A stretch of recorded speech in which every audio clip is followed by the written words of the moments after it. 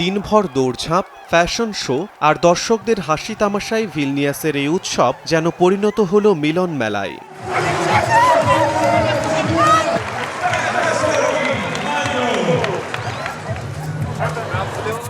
কে বলে শুধু মানুষই ফ্যাশন শোতে হাঁটে, কেউ বিমান, কেউ খরগোশ, কেউ আবার পুতুল সেজে হেঁটে চলেছে হেলে দুলে, আর তা দেখে হেসে গড়িয়ে পড়েছেন দর্শকরা।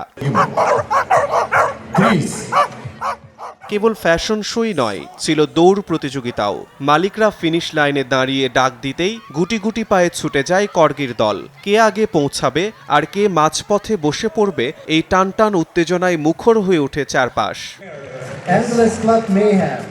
শনিবার লিথুনিয়ার রাজধানী ভিলনিয়াসে অনুষ্ঠিত হয়েছে বহুল প্রতীক্ষিত বার্ষিক কর্গি উৎসব। এই রঙিন আয়োজনে ইউরোপের বিভিন্ন প্রান্ত থেকে আসা 120টি ওয়েলস প্রেমব্রোক ও কর্ডিগান কর্গি তাদের মালিকদের সঙ্গে আনন্দে মেতে ওঠে। শিমুল হোসেন, সময় সংবাদ।